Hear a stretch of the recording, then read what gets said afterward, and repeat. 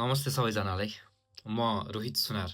म चाहिँ गएको लगभग 4 वर्षदेखि जापानको सेन्दाई भन्ने ठाउँमा बस्दै आएको छु हैन। अहिले चाहिँ सेन्मोन गएको भनौँ न स्किल डेभलपमेन्ट स्कुल मा अहिले सेकेन्ड इयरमा पढ्दैछु र मेरो चाहिँ एउटा प्रोसिडियर हुन्छ क्या कम्पनीमा छिर्ने, त्यो चाहिँ सबै कम्प्लिट भइसकेको छ। जापानमा बस्दै आएको हुनुहुन्छ भने हजुरहरूले नाम सुन्नुभएको छ होला, योदोबासी क्यामेरा भन्ने जियोस इलेक्ट्रोनिक्सहरू बेच्ने कम्पनी भनौँ न, त्यसमा चाहिँ लगभग छिर्ने प्रोसेसहरू सबै कम्प्लिट गरेर बसिसकेको छु। अनि यो चाहिँ मेरो फर्स्ट भिडियो है।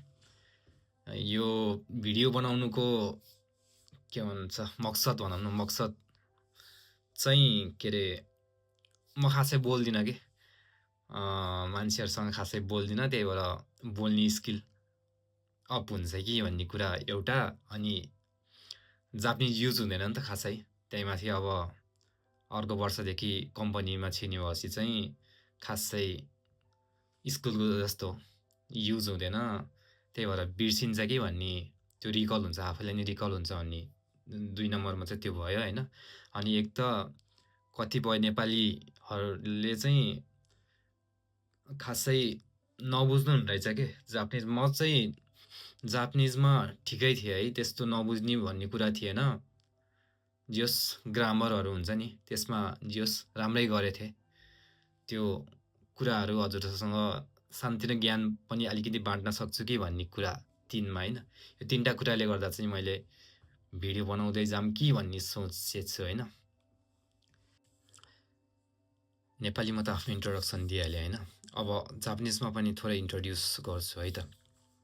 कोनिचिवा हाजिमेमास्ते सुनारु रोहित तोमोशिमासु। 現在は日本の仙台市という町に住んでいまして、専門学校通っています。最近のことなんですけど、一つ話していきたいと思います。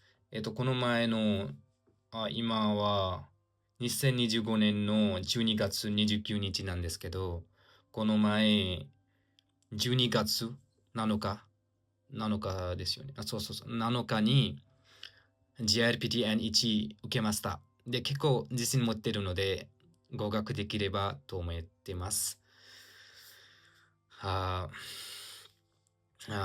そうだね。で、何話そうかな。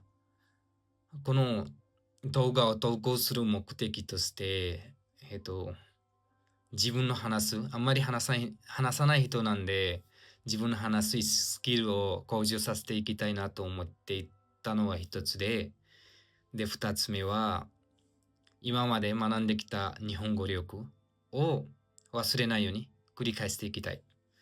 と、3番目は、みんなの知識を増やすため、少しだけもう役に立ってればなと思っています。では、皆さんよろしくお願いします。